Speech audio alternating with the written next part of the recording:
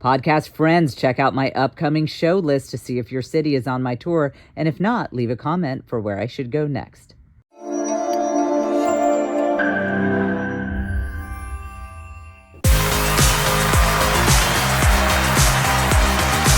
I have lived 1,000 lives since the last episode. Between now and episode 173, it has been like Homer's Odyssey, but not so boring. If you are familiar with the 3rd century Norse epic called the Klinkenschmatten, my life has been basically exactly that. And just because I'm totally making that up does not mean that I should not be regarded as a scholar of Norse literature. But it is, you know what it is? The Klinkenschmatten, if it had been written, wouldn't have as many highs and lows and moments of not wanting to be alive anymore and anger and betrayal and revenge as I have lived in the past 4 days. It hasn't even been the full week. It's been the past 4 days, and Caitlin, my fine producer here, has been witness to all of it. Am I lying? Not at all. Is my life not the Klinkenschmatten? Oh, yeah. It is. It 100% has been, including, by the way, recording this episode. We got like 7 minutes in and realized we didn't get any of it. Oops. My life is the Klinkenschmatten. So I'm going to talk to you about thriving in chaos because I'm the world's expert on it. Why any of you even spend 1 second getting advice from anyone other than myself, I cannot imagine why you would waste your time. Not just unsubscribe, but just block all influencers who try to give you any advice to make sure, you don't want Andrew Huberman coming up in your feed. Oh, he's like a neuroscientist from Stanford. Yeah, he couldn't live 1 day in my life. Listen, I will tell you how to thrive in chaos. And I'm going to go back to the subject of kids and screens because when I was prepping this episode, I realized why I harp on that subject so much. Why I am constantly bombarding you guys with the message to let your kids watch more screens. It clicked for me just now why that is so important to me. So we will get to that. As usual, we get to the main topic in the second half of the show. In the first half of the show, I will explain to you why people who have ADHD and are not fit to be part of normal society can't be a girl boss or boy boss in a traditional way.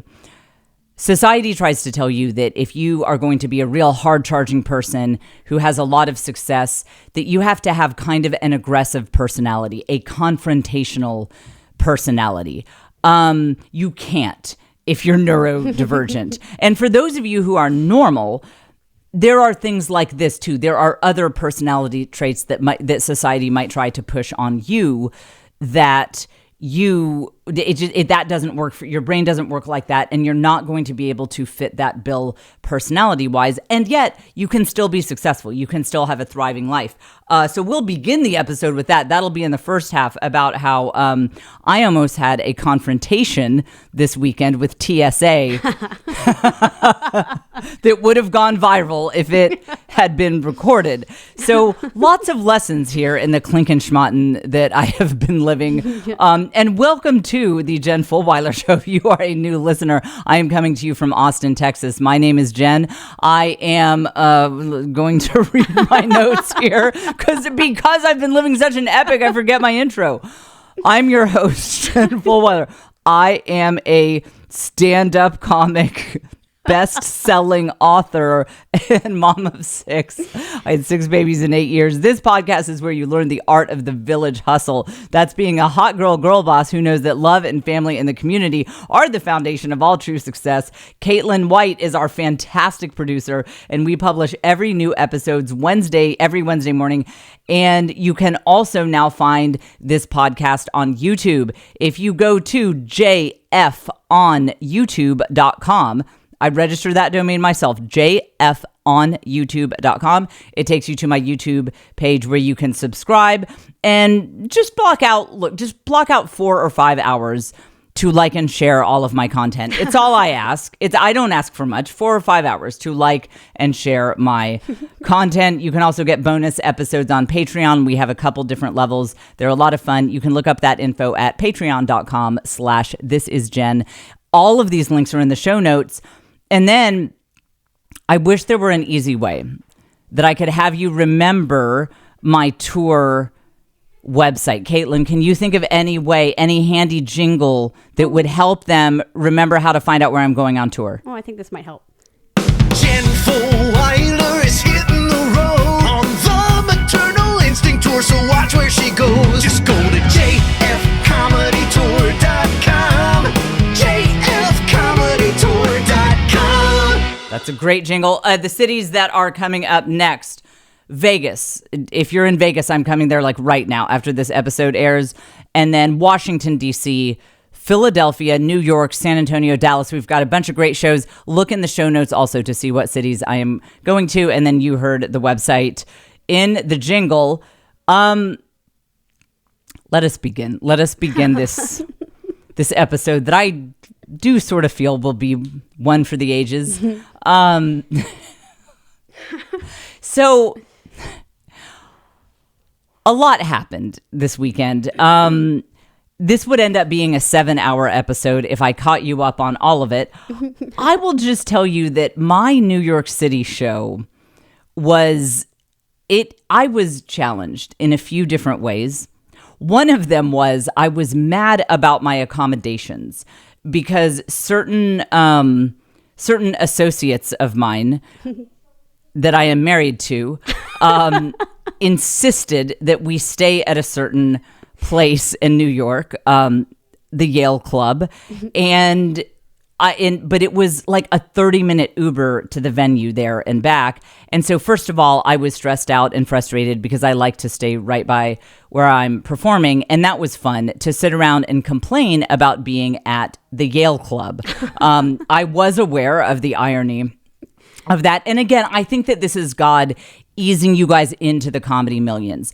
He doesn't want me to become totally unrelatable to you guys overnight. So we're starting with Jen's big hardship on Thursday night was that she was at the Yale Club of New York City, right next to Grand Central Station in Manhattan. So he's easing you into this so that when I'm a millionaire and I'm on my private jet and I have my 10 staff members and my husband has a yacht and all of that, you'll be like, you know what? I actually feel like she's still relatable because this was a gradual process that we were brought through. So, I will say I had other things go wrong too. At one point, I was crying in the middle of the night because I was frustrated by life. And I did one of my little mental techniques that I'm always sharing with you guys. I thought, what can I control here? I can't control the things that I am upset about. What can I control? And I realized I had a stomach ache from eating. Just the food at the Yale Club is very rich. Again, my problems go back to staying at the Yale Club. I had a stomach ache. I ended up walking at 3:30 in the morning.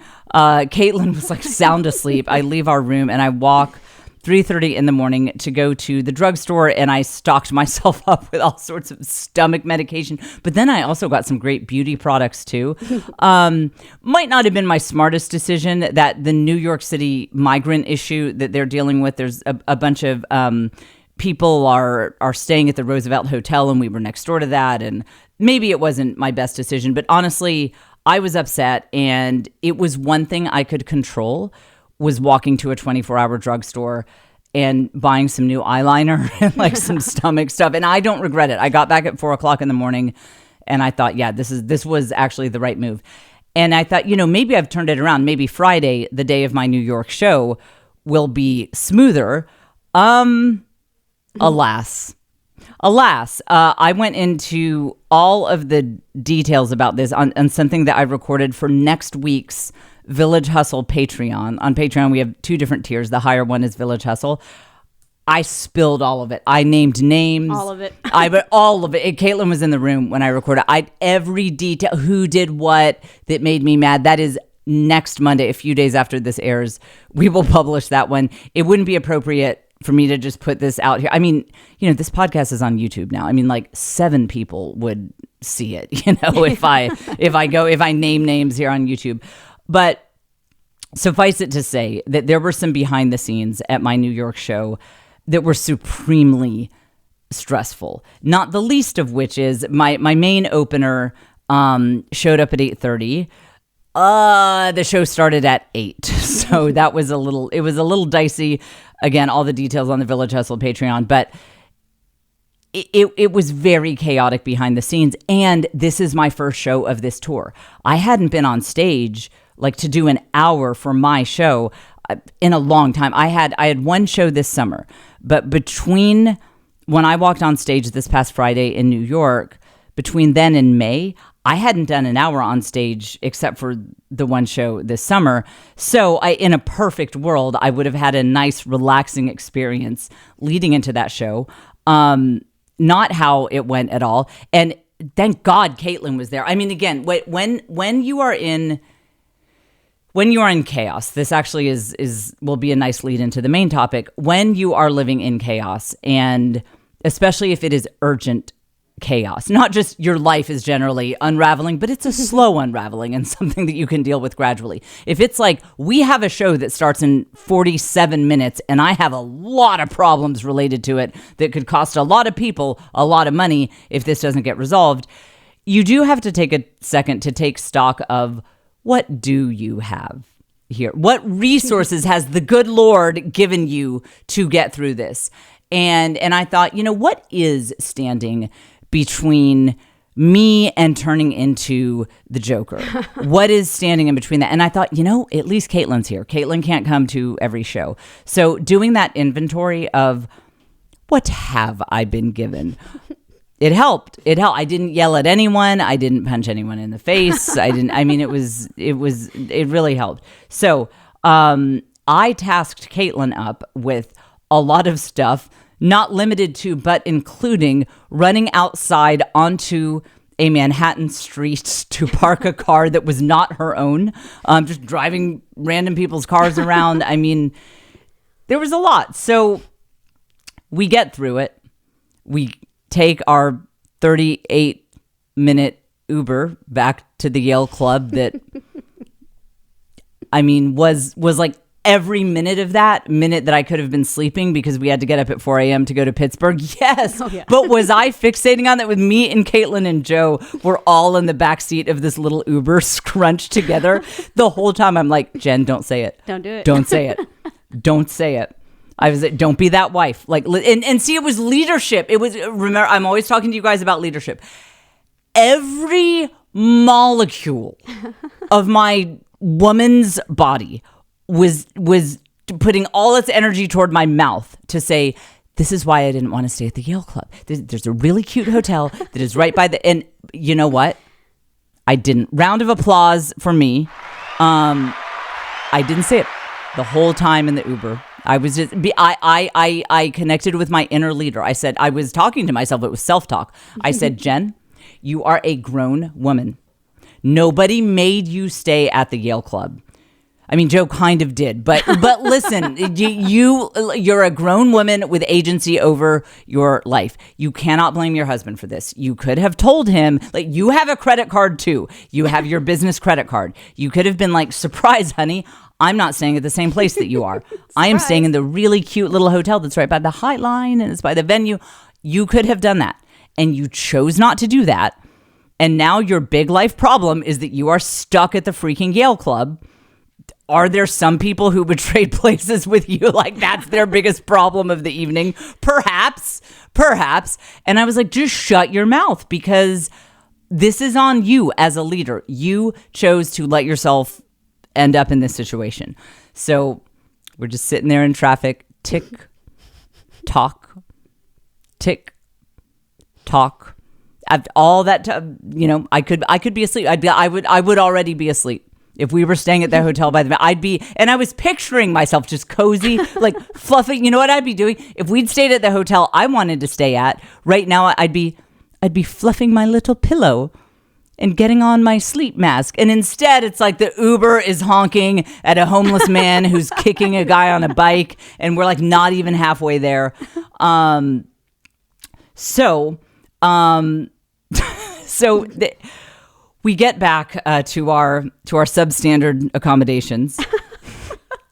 Caitlin, can you get up for a second and hand me that coffee that I cannot reach? Sorry, guys. It's been a lot. It's the clinkin' schmontin over here. So thank you, Caitlin. The clean. We're going to write, where are some Norse people, right? Like people who live in Norway. They're doing nothing. You know, they live in a socialist state. They're not working. So maybe they can write an epic about my life. You guys aren't doing epic things anymore, but I am. And you can write about it. So I'm sorry that now the people of Norway get dragged into my mess. Like I'm insulting random countries. Like that's the kind of life I'm living. Okay, listen. So we get back to the Yale Club. I got my 2.5 hours of sleep. That could have been 3. But did I mention I didn't stay where I should have stayed? So we get up the next morning.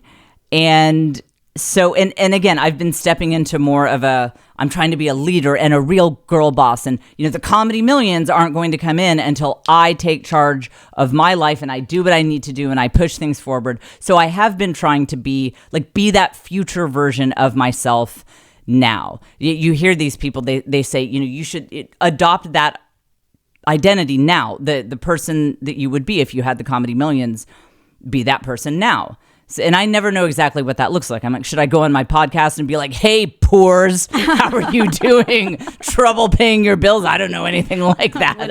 I was just at Target and I was like, put it all on my card. I don't care. I have more money than God. So I was like, is that it? But then I realized maybe that's not what they mean. Maybe that's not what they mean. This is coffee, by the way. I haven't even started drinking yet. That's later. That should be the real Patreon. Is like, if I drank and turned on Patreon, party. You know, okay. Actually, you know what? Okay. If this doesn't get new signups for the Patreon, nothing will. At the Village Hustle level for Monday's episode, I name names. I mean, I tell you the whole thing that happened at the New York show. But for the regular, the lower tier, we do an after party. I will start drinking for that. I'm going to drink for this episode. So it's already out now. By the time you hear this, sign up for the Patreon, patreon.com/thisisjen. I'll drink for the after party. Okay. I don't even know what I'll say, but it will involve alcohol. So, okay. Done. So we get hardly any sleep. We take a flight to Pittsburgh, further away from New York City than you'd think.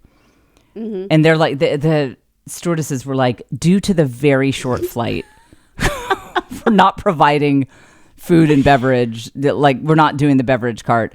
It was an hour and a half. Yeah, and it was a small flight too, so it's like you had plenty of time. You could have done 3 rounds of beverage service.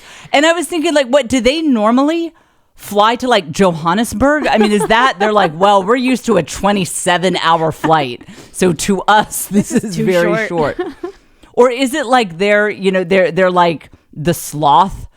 I think that was a comic book. Like they move like jelly. Like they're very slow. I mean, I was trying to think, in what universe is an hour and a half not enough time to do a beverage service for a plane with like 30 people on it? So, but that's the kind of weekend we were having. That was Caitlin, some hippie on on YouTube, actually, trying to give YouTube more shout outs for the algorithm, you know. Go YouTube. I spit on Instagram. How about that? Let's see if I do better now.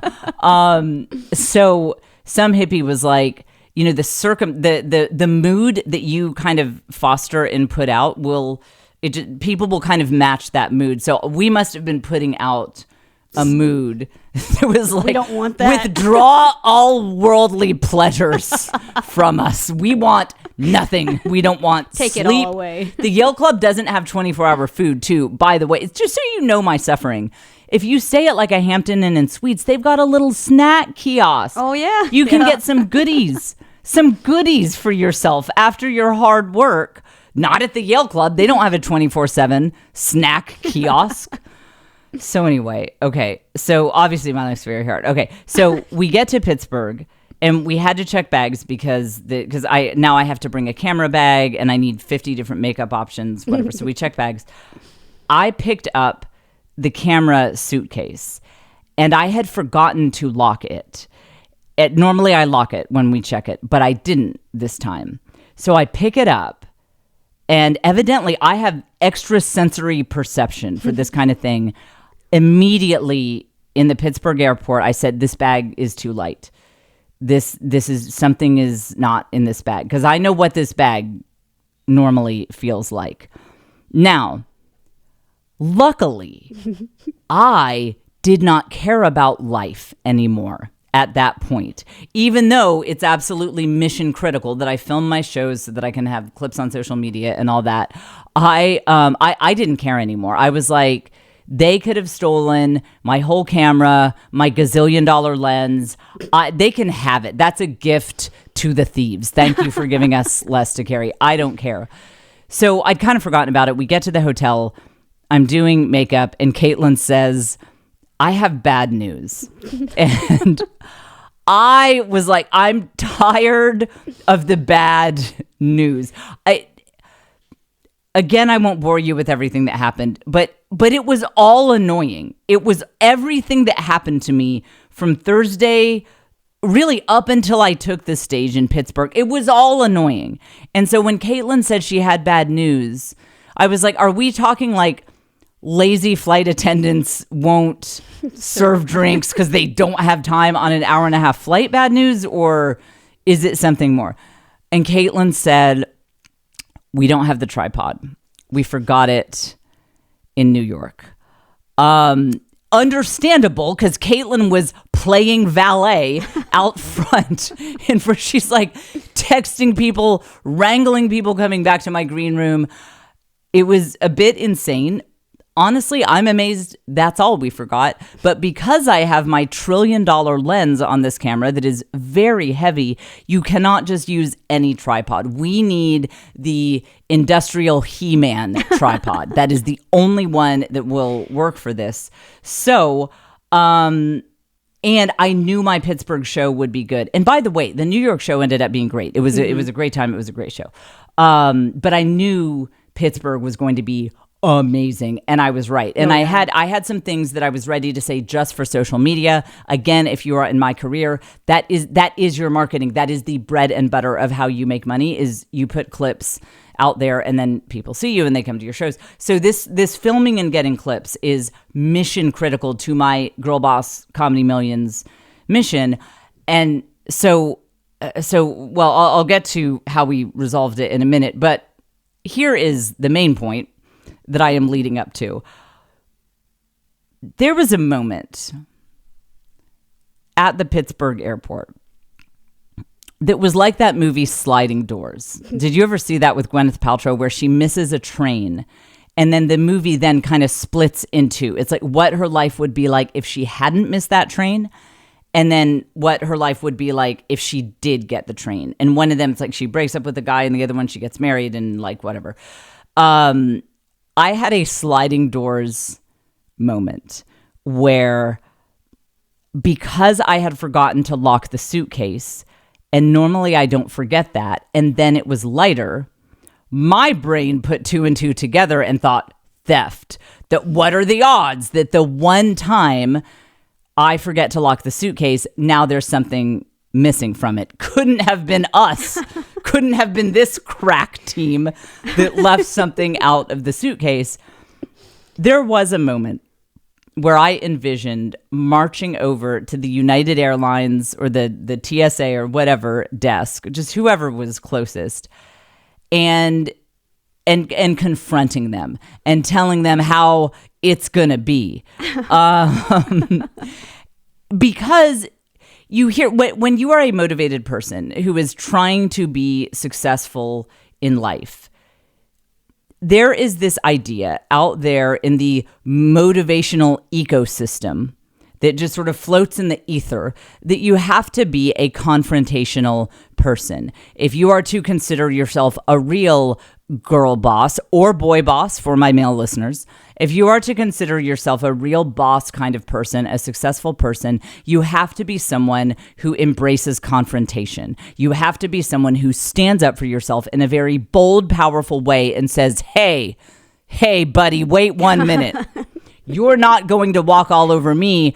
I won't stand for it.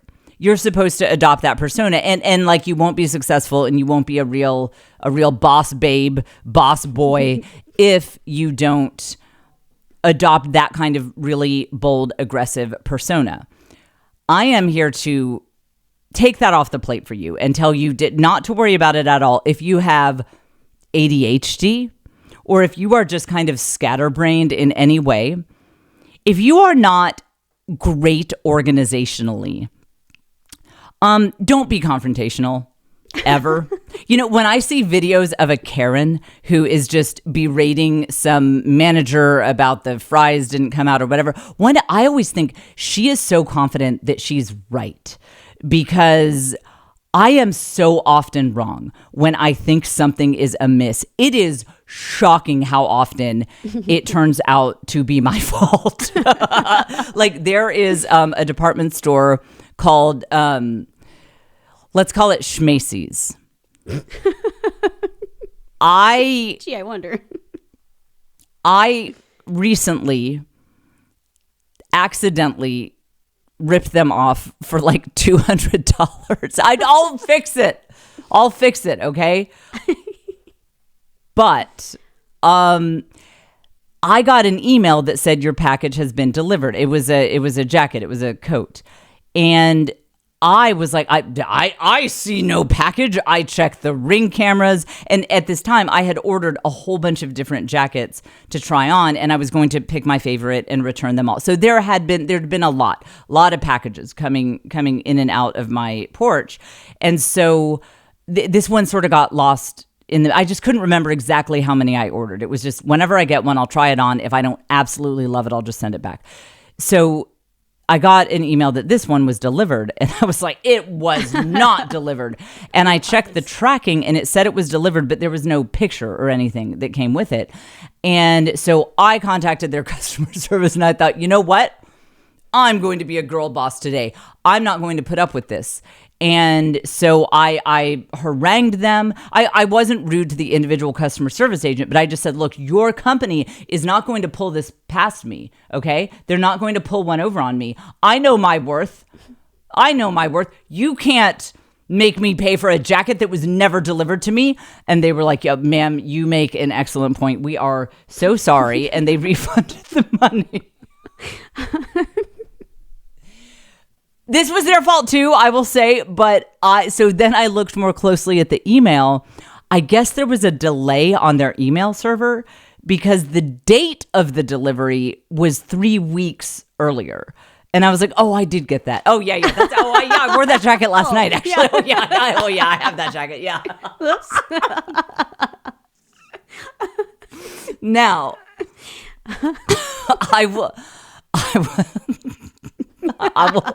I'll make it right. Look, just because I'm banned for life from working at Macy's, when I was 19, I worked there. And I quit under such bad circumstances that they were like, if you do this, we're putting you on a blacklist. Like, you can never work here. But so would I be tempted to just take the money and run? Yes. But I am a good, upstanding citizen. And I will make it right. There was actually another company too that I was like, I never got this package. Oh, I did actually. It was under my bed. I just totally lost it.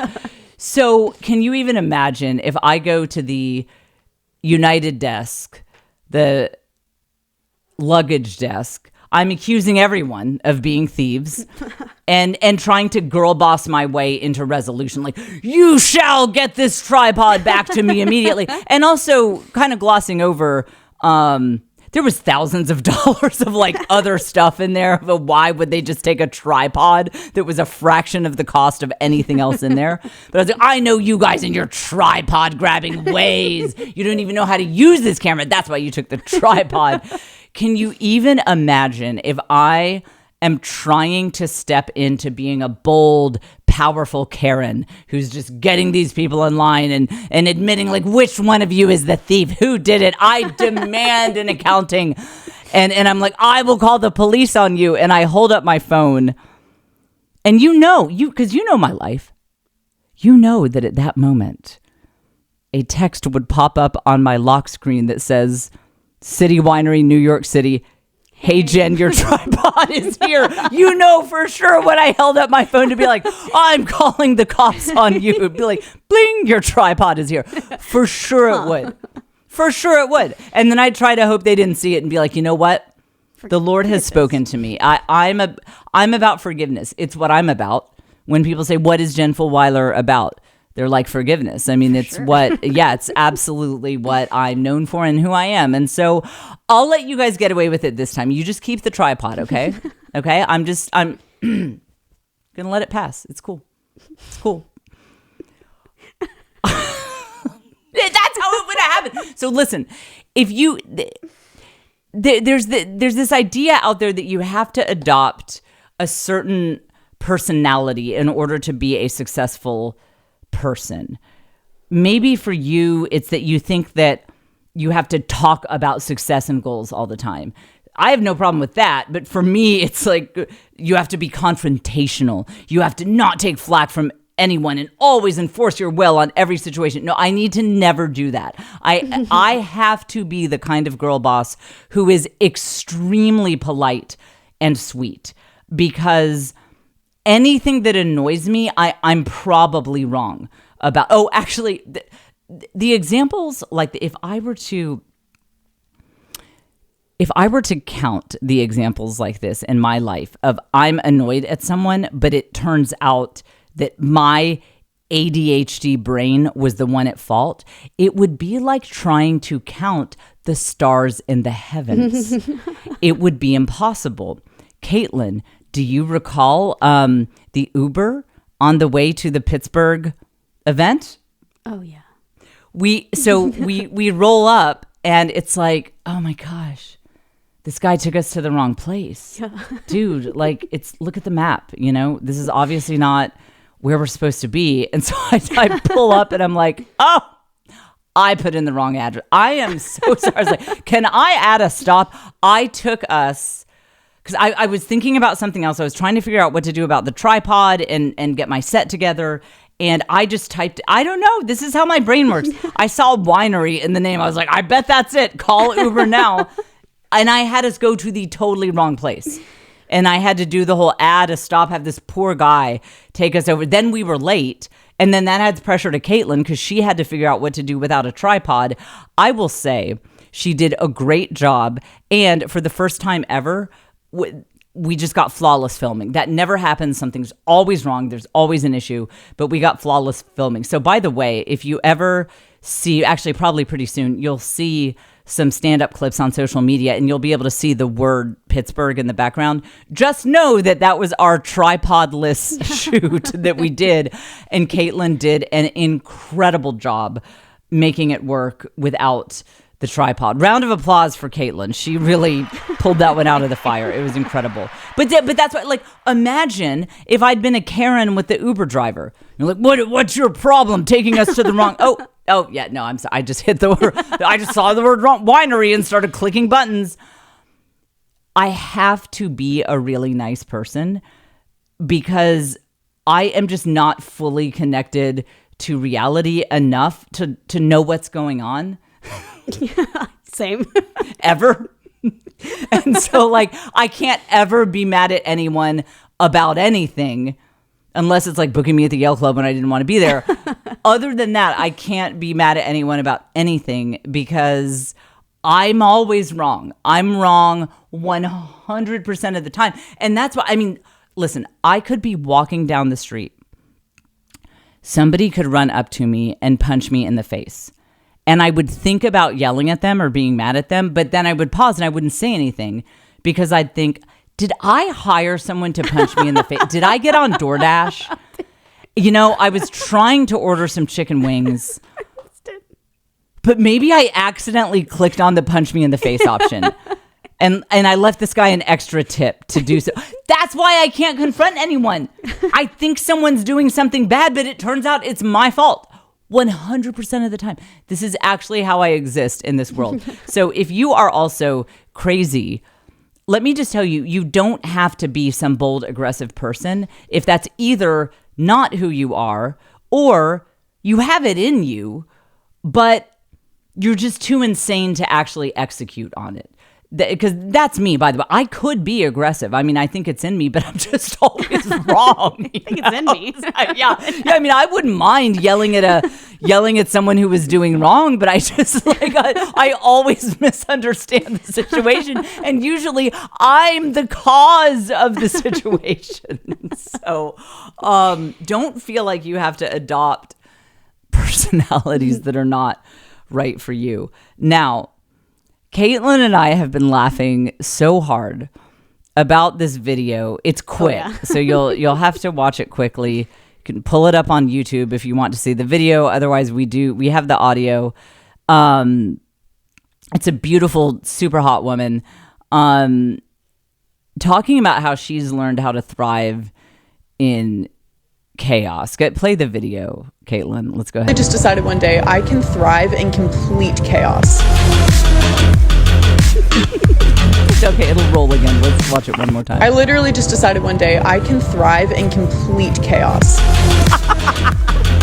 Okay, what's her handle? I can't read it. I want to give her credit. Oh, it went away. Well, we'll never know. I look it up on YouTube. I'm trying to give her credit. You can see it on YouTube. I'm not laughing at her. I'm laughing near her because listen, it's Caitlin and I were laughing so hard because you can see from this video. So she starts out in a sweatshirt. She says, "I literally just decided one day that I can thrive in chaos." And so she starts out in a sweatshirt, and it's a very cool transition where it's the same street in the background, but then it's dark and raining, and she's in a gorgeous designer suit, and she's whipping her head around in the rain. And Caitlin and I were like, that's chaos. Like, that is a nice night for us. That would be amazing. That was me crying my way over to the 24-hour drugstore at 3:30 in the morning in Manhattan the night before my New York show. Like, that was like what I did for self-care. Now, I'm trying not to be that person. I am. It goes against my core values for my public presence to be one of those angry hag moms who's like, you just wait till you have kids. You don't know problems until you have kids. I'm not that person. I always want to speak positively of motherhood, and I always want to connect with our friends who are single and living totally different lives. And I don't like to put up barriers of, you don't know. I really try not to do it. That goes against my core value of relating to everyone's problems and not making it sound like parenting is so hard. But sometimes those core values are tested where it's like standing in the rain is chaos. But Caitlin, I have a new spin on it. It occurred to me, maybe she's not saying that that's chaos in her life. Maybe she was just saying that she does have a lot of chaos in her life, but she thinks about it while she's out in the rain. Maybe that was just her, like, she has a lot going on. Well, you know what? I don't even know if she has, maybe she has 7 kids. I know hot women. I know hot women who have a ton of kids. Maybe she has 7 kids. I don't know. Maybe that's why she's out in the rain. Maybe that's exactly why all her kids were screaming inside, and she's that's letting how it wash away. That's how she's thriving. Because you and I have both done it. Oh, yeah. Like, you can't lock them outside because of the law. So you lock yourself outside. You're like, I will stand out in the rain. So yeah, maybe this is like a mom of 7. I didn't check her bio. Maybe she has a lot of chaos going on. But it got me thinking about the topic of chaos and how we deal with it. And you can't bring up that topic without going into the topic of how do you get relief from chaos when you don't have a village, if you don't have a support system. For those of you, especially who have kids, how do you find your way through chaos when you don't even have 2 seconds to think about it? Let's listen to what neuroscientist Andrew Huberman has. I got to stop making fun of people. I'm going to stop. Seriously, this is it for me. This podcast is taking a positive direction after this episode. But let's hear what Huberman has to say. All right, okay, here we go. fastest hardwired way for us to eliminate this stressful response in our body quickly in real time. Physiological sigh is something that we do spontaneously, but when you're feeling stressed, you can do a double inhale,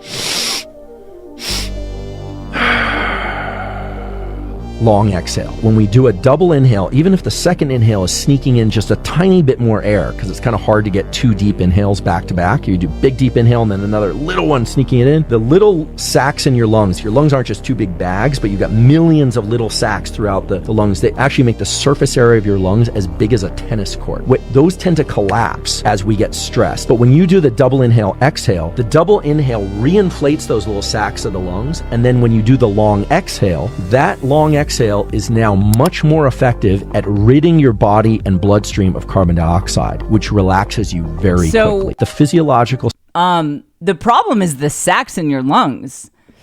If you feel like you're drowning in chaos, you're always a day late and $1 short. The problem is the sacs in your lungs, is that they're not as big as a tennis court because you're not listening to influencers with no kids who are telling you how to live your life. It's the sacs in your lungs are the problem. When he was talking about inhaling, like you got to like a double inhale. Look, I don't use drugs, but it was hard not to make a joke of like, all right, I'll inhale something. Okay. And then maybe I'll feel much more relaxed. This is the advice that you get from non-gen people. Non-gen people are the worst. I mean, they're just going to give you useless advice about making your lungs the size of a tennis court.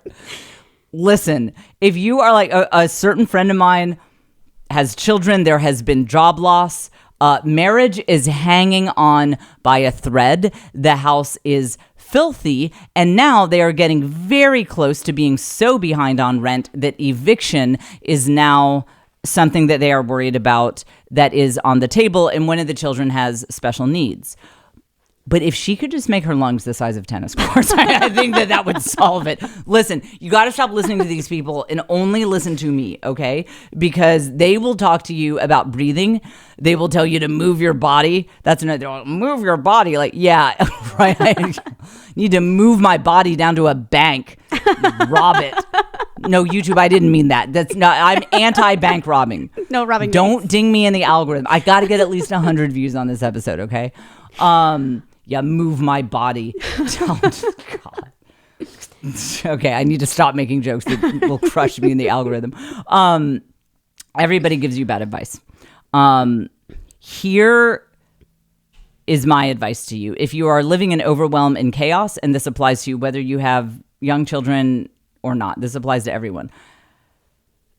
First thing you need to do is step into that leader mentality. Remember, that's how, when I am in really dark, difficult, hard times, when I'm at the Yale Club and I'm like, I didn't want to stay here, I wanted to stay in the West Village. It's when you are dealing with something that serious and grave and hard. The first thing you have to do is make that responsibility statement.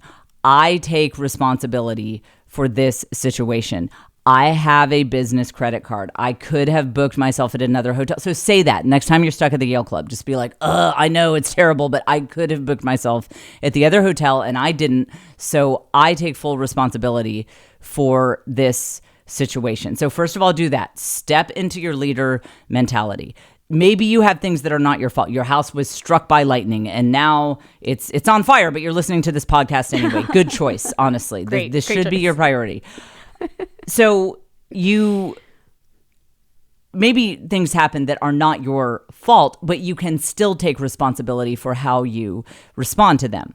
Now, the next thing you need to do is come up with your plan. So, all right, you're living in filth, chaos, overdrawn bank accounts, everything's madness. What are you going to do to get out of it? You need to get time and space to think. Whatever amount of time and space just came to mind for you, it is like 10x that, what you actually need, especially to my moms out there.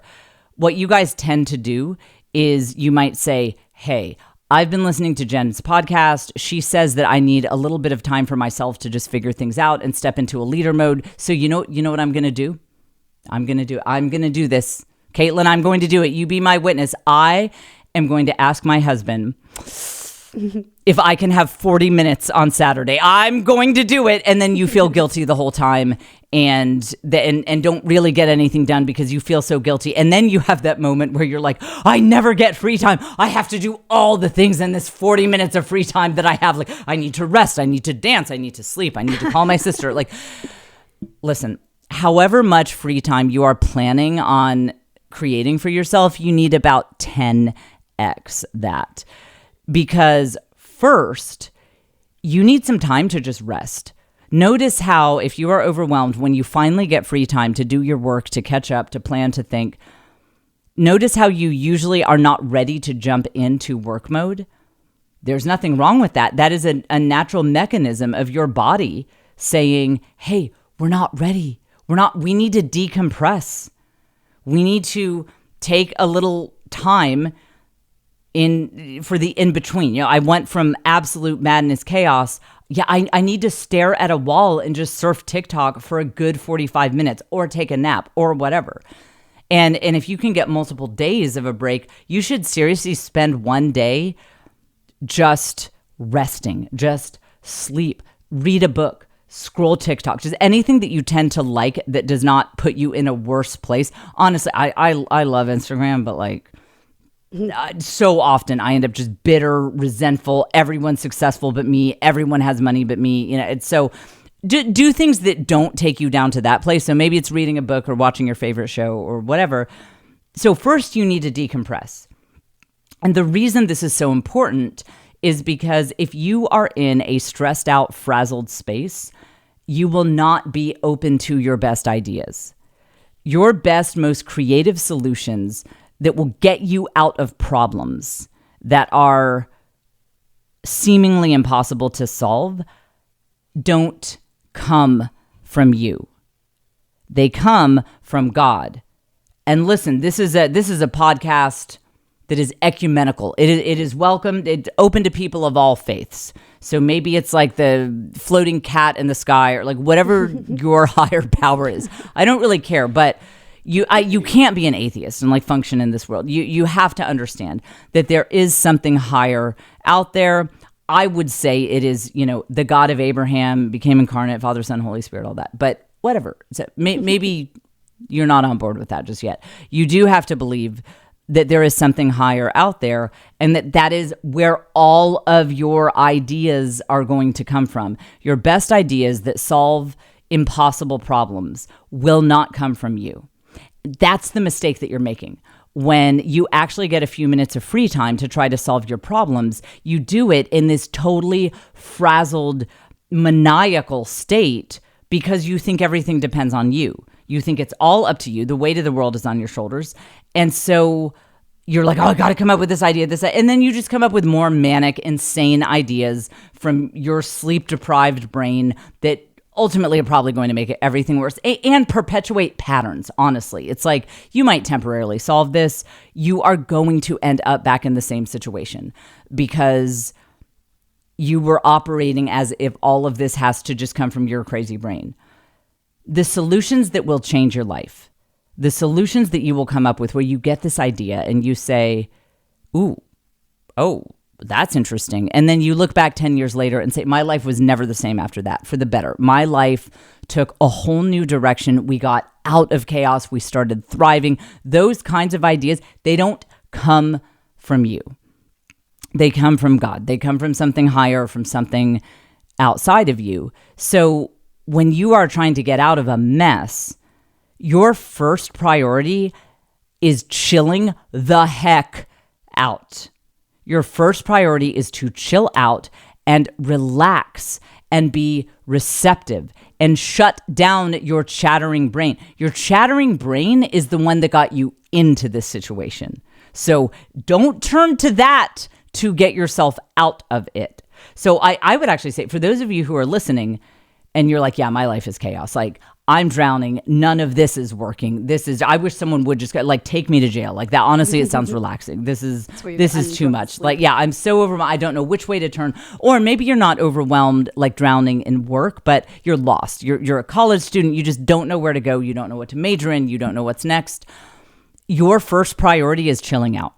Your first priority is shutting up your chattering brain so that you can be inspired to the real good ideas, which don't come from you. You've got to settle down that chaos, that internal chaos. And then, you'll be sitting there staring out a window or just watching a TV show, reading a book, and suddenly it'll be like something's beamed into your brain like, oh, wait a minute. I never thought of that. Here's an example. So again, in this upcoming Village Hustle Patreon, where I name names, I went into everything that went wrong on Friday. I mentioned that one of the things that went wrong was that my opener was late. There was a lot of chaos dealing with this.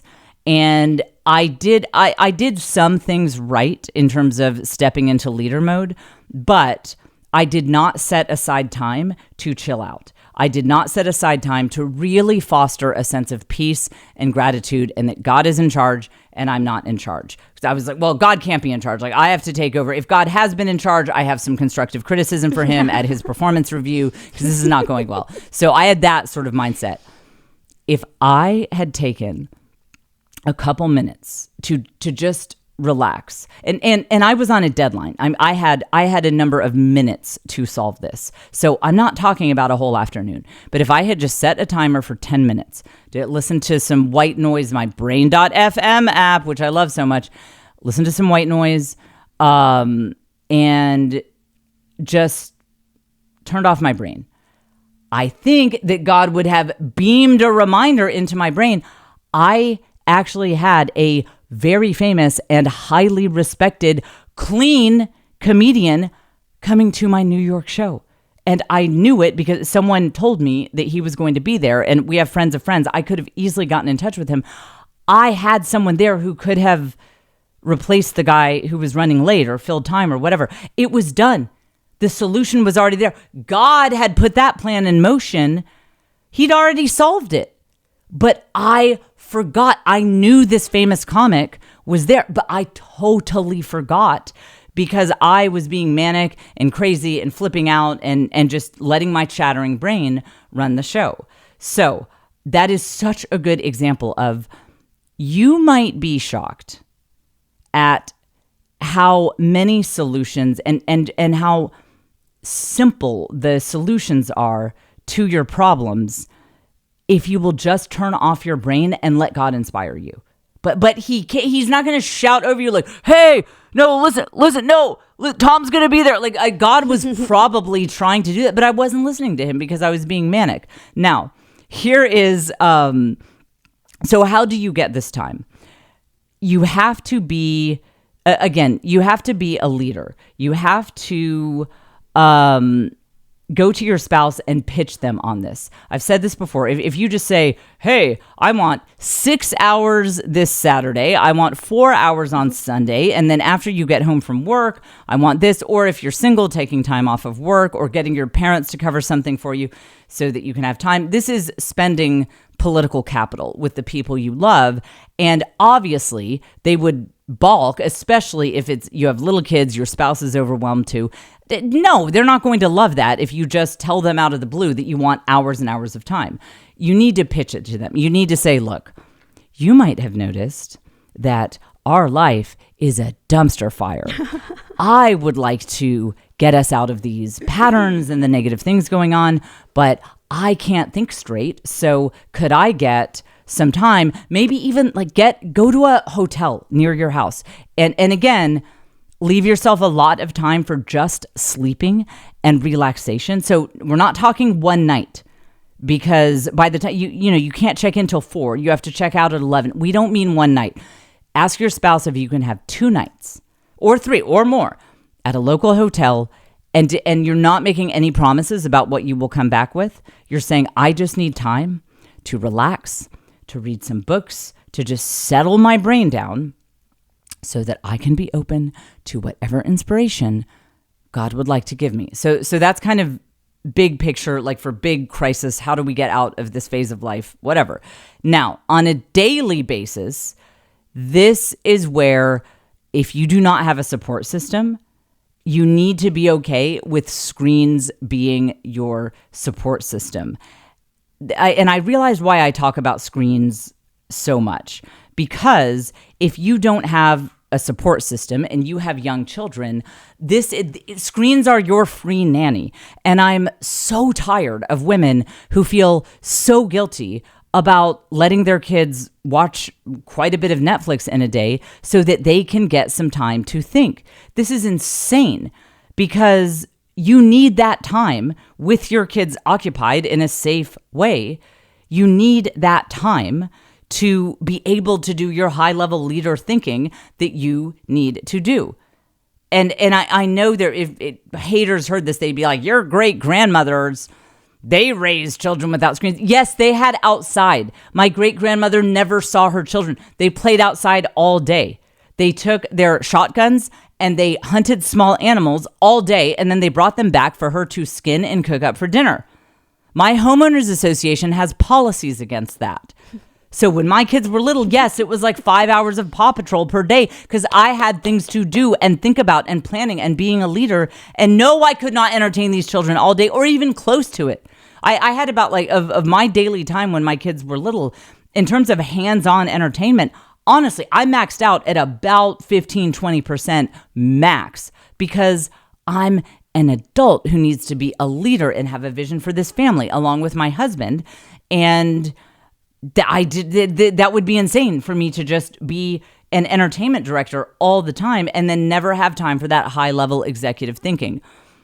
Caitlin doesn't even know this, but I have props for this episode. Oh, what? JF on YouTube.com is where you can see this magnificence. Okay. Okay. You guys have heard the analogy. This is not my original analogy of if you put... Well, you know what? I'm not going to explain that. I'm just going to show you. But this is the premise behind this analogy is not my original one.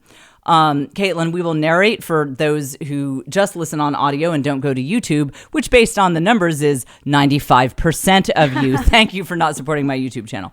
Okay. What do I have here, Caitlin? It's a glass vase. Glass vase. Jar, okay. Vase. Now, I have a second glass that has rice in it. Mm-hmm. And before I get into the symbolism of all these items, I don't want you to think that we just grabbed random items from this studio and my house right before this episode aired. No, how many months have we spent preparing this demonstration? 7? Oh, at least 8? Maybe 8. How many Possibly hours 9. a day did we work on this? 5? Oh, 6 at Probably least. 6. So no, don't think that Jen just grabbed random things to use for her analogy. Nay. We cooked this one up. This was months in the planning. So here's an empty vase in my left hand, and my right hand is rice.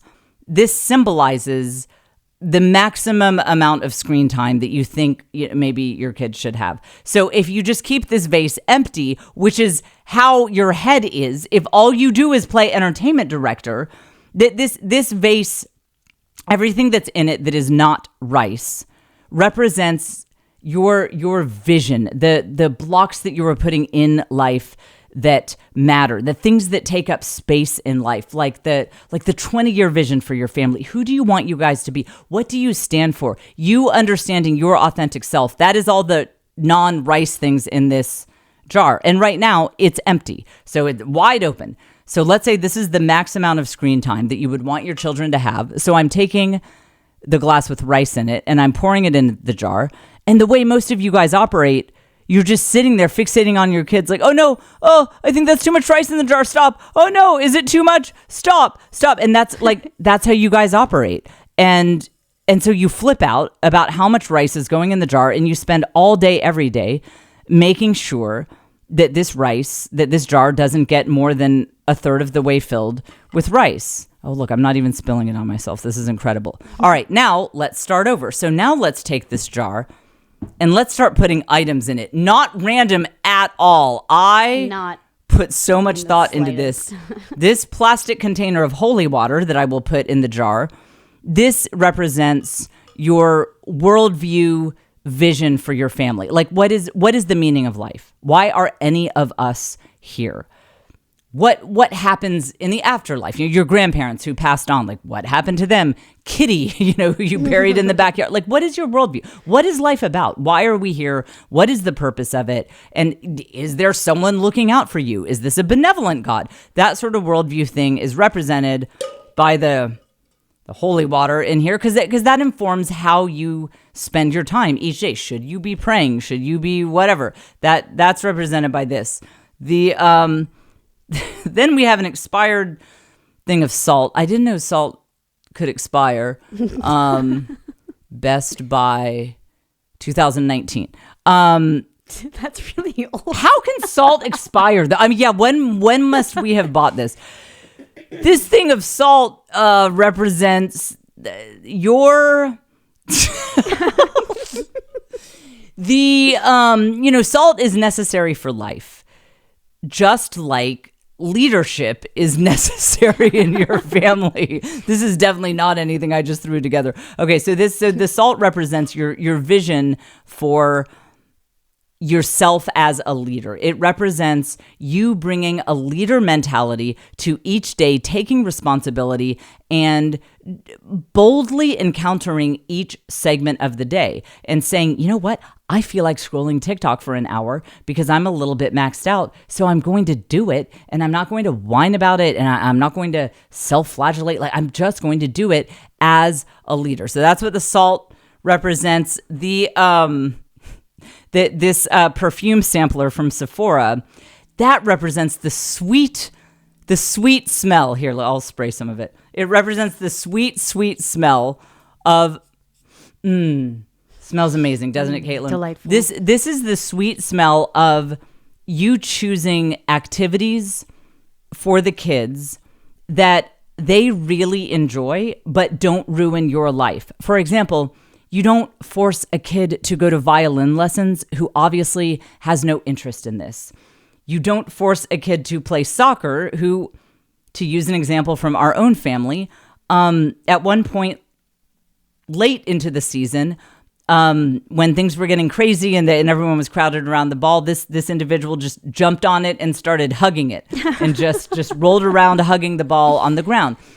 If you have a kid that's like, I don't think this is going to be a lifelong sport for this kid, and it is really a pain to make it out to practice and to get up every Saturday morning. But on the other hand, there's this other activity that this kid really likes, and it's kind of a pain for me, but the kid really likes it. So the cost-benefit ratio is there. This is the sweet smell. I'm holding a perfume sampler.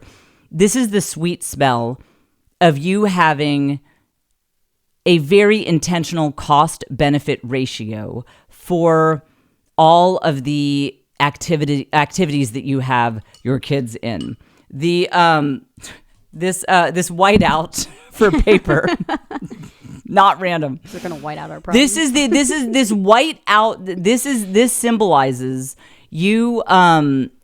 This symbolizes you finding things to do with your children that you genuinely like, not the things that you feel like you should do, not the things that your friends do, things that you actually care about. So you're whiting out the drudgery of entertaining your children. Oh, I can't believe that came together. I like that. So, for example, everyone on Instagram is taking their kids for a nature walk and is baking with their kids, but you know that you will have a psychotic break if you try to do any of that. So you find something different, and it might be something totally different. Maybe you're into the theater and you take them to see an outdoor Shakespearean performance, and it's a little chaotic, but you actually like it because you like the theater. Maybe you're a movie buff, so you watch movies more often, and yeah, maybe some of the movies are a little on the line. They're not perfectly child friendly, but you're willing to make that trade-off because you're a cinema buff, and so you genuinely enjoy sharing this part of yourself with your kids. So in that goes in the glass jar. This eraser. Now I have a chalkboard eraser. This is the power of knowing yourself and giving your kids one of the greatest gifts you could ever give them, which is the gift of really knowing who their parent is. So many parents live their kids' entire childhoods playing a role with them. That for 18 years with this kid, the parents act like the person they think they're supposed to be with the kid rather than who they really are. So this eraser here that we spent 5 months perfectly planning the symbolism of, this erases the fake self. This erases the fraud parent who acts like you're into things you're not into. This erases the part of you that pretends you like listening to nursery rhymes in the car and you don't know what a joint is. We're erasing all of that, and you are giving your kids the gift of authentic interaction. And you know what that does? That gives you a lot of your own energy back.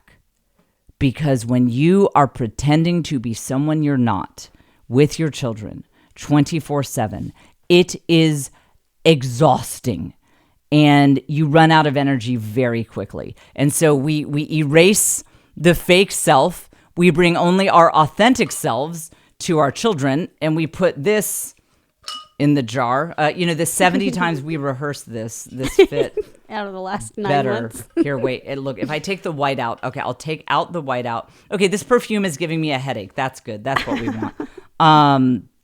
Okay. So now all of these things are in this jar. Now, again, I borrowed this analogy from someone else. Now look what happens. Now I take this rice back. So this is the screen time that you're worried about your kids not getting too much of. But look, because this jar is so full, look at, okay, well, now this is going everywhere. All right, Caitlin, we have a mess to clean up. It did not occur to me that rice bounces. The original analogy of this is they use sand, and I was like, screw sand. I have rice handy. It's rice bounces. It didn't. This is getting everywhere in my studio. But you see, those of you, the 4 of you watching on YouTube, can say, okay, this is. Oh my God. Do we have a handheld vacuum? Okay, so but look. See, now this rice, I don't have to personally monitor every grain of rice that is going into this jar, because there's just not that much room to fill it up with a lot more rice, because there's other stuff in there that is taking up space. And so you'll find when you are your authentic self, when you're with your family. And so let's say, and this works a little better, obviously, as your kids get older, but let's say you just start talking to your kids about, again, let's say you love movies, you love independent films, and there's some art house theaters nearby that have some, I don't know, French films, and not the weird ones, maybe some normal French films if they make that kind of thing. And so you start, let's say you're talking to your 8-year-old about it, and your 8-year-old becomes really interested. And you say, hey, well, let's go check out this new movie, and you take them down there. And that's not a normal thing to do with your kids. It's not what the people from the neighborhood are doing on Instagram. They're doing what they think they're supposed to be doing, which is making their brains melt, and is probably very boring to them, and is feeling a little stilted with their kids, because the kids can tell this is not, it's not something that you're having an authentic interaction with. And so you find that screens kind of become a non-issue when you give yourself that space to be the leader version of yourself. And so you have that time to come up with a plan, be inspired by God to solve the things that really feel unsolvable in your life. You've got that space to figure out who you are and what you want out of life and what your interests are. And then you're bringing that authentic self to your children. And then as they get older, you're partnering with them. And of course, sometimes you do things that are kind of boring for you or not fun, because that's what the kids are into. But you found a great balance of you're also sharing things with your kids that you're really into and that you find really exciting and give you a lot of energy. And the activities they are in, you feel really good about. They're not draining your energy because you're not forcing them into sports that they're not interested in. You're not forcing them into music stuff that they couldn't care less about. And you find that if let's say you have a day where your kids, they're on screens for 6 hours because you needed some time to kind of journal and plan things out and solve an issue and get some bills paid. You don't really worry about it because you're a leader. And now you've got a vision for your family and you know where your family is going. And you feel really good about it. And your kids are on board with that. And they're seeing you bring your authentic self and your leader self to this house every day. And so, yeah, if there are some days where they're kind of on screens all day because you're busy with other stuff, it doesn't feel bad because you know you'll get back on track. You know there are other things on the calendar that will be occupying their time. And you know that you're modeling for your kids a intentional life. You're using that time that they are on screens to be intentional about your life and about your family's life. You're using that time to live a very intentional life. Therefore, your kids are seeing the example of someone who is living a very intentional life, who has vision, who has goals, who is going somewhere in life, and then they will model that. The thing we're always afraid of with kids and screen times is that they'll just be zombies. They'll just be zombies and they'll be sitting on screens. Here's what I have found now that my oldest child is 18. The parents who henpecked their kids to death about screen time and put all these limits on it and they checked all the right boxes, they dotted all the I's and crossed all the T's when it comes to screen times, their kids get to college and they go off the rails. They are one with their cell phone. They're always on the group text. I mean, they even tend to do more of the drinking at parties. I mean, they're finally not henpecked. They're like, oh my God, I can watch 7 hours of TikTok and nobody's going to stop me. Whereas the kids whose parents had just more vision and goals and were really motivated people living intentional lives and just spent more of their energy inspiring their kids to be intentional and less energy henpecking their kids about screen time. Those kids I see now that I know high school, senior, college age kids, those kids are much more self-policing about phones. You know what's funny is I sent I have a group chat with my oldest girls and I sent them a TikTok the other day. And I said, hey, nobody responded to this. Why didn't you watch it? All three of my daughters had deleted, well, I have 4 daughters, but all 3 of the older ones had deleted TikTok from their phones because they're high school age. They're my high school kids. And they said, we just have a lot of schoolwork and TikTok was becoming a distraction. So they all deleted it from their phones. And then my college age son, too, he also deleted TikTok from his phone because sometimes he'll pull it up online. Like if he wants to see a TikTok, he'll pull it up on his laptop, but he doesn't have it on his phone because it was a distraction. When you teach your kids to be intentional, when let me restate that. When you put your energy into teaching your kids to live goal-oriented and intentional lives rather than putting your energy into harassing them about their screen time, you will find that they naturally kind of limit their own screen time, or they find better things to do with screens. Like what my youngest son, I mean, what you can imagine, youngest of 6, didn't really do a lot of screen limits on him. But when he's online now, he just got bored of video games. He spends so much time on chess.com. It's unreal. He spends hours on chess.com. He wants to get his score up and you can play different people and he loves his chess games. But then, in fact, right now, as we record this, Caitlin's son is here. One of his friends from school is here and they just play outside so much. There's never an issue with the 3 of them just hanging out and sitting on screens because they have enough opportunity to see screens. So when they're together, it's not like, oh, let's play a video game. They're like, oh, let's dig the trench in the backyard. They're really into this trench. It's like kind of strange. I'm telling you, parent of 6, my oldest is 18 at this point, you need to worry way less about the exact number of minutes and hours of time your kids are on screens and way more about training them from an early age to just care about their lives and have goals and be intentional. And how do you do that? You care about your own life and you care about your own sanity and you work things into your life that bless you and are fun and interesting, and you bring your kids into it, and you do all this unapologetically. And your kids see that and they're like, man, mom's living an awesome life. Dad's crushing it. And we're having fun with him. This is cool. Like, we get to do this cool stuff that mom's into and that dad's into. This is a lot of fun. And so then they start thinking, well, I'd like this in my life. Screw TikTok. Like, I want to go build a trench with my friends.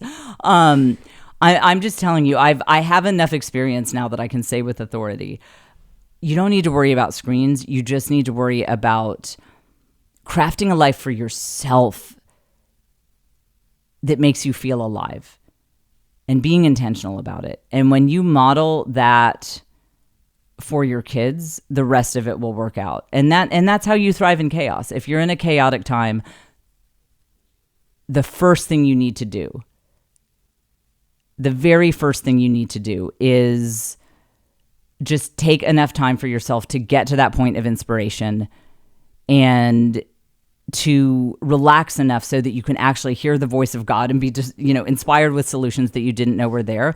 And then from there, just start being really intentional about living the life you were meant to live. And then the rest will work out. Did you already hit the exit music? I did not. But okay, good. All right. Now I didn't know if you, that's why I was stuttering, because I didn't know if you did and I didn't hear it or what. All right. Get your tickets to the tour, jfcomedytour.com. JF on YouTube.com. Now, did you hit it? No, do you want me to? Oh, yeah, hit it. Okay. It's the Klinken Schmatten. That's our lives. Now, okay, I can sort of hear it now. We'll get a better sound system in here. We're working on those movies. Well, Vegas, that's where I'll be this weekend. And then DC, Philly, Boston. San Antonio, Dallas. I'll be back with you next week.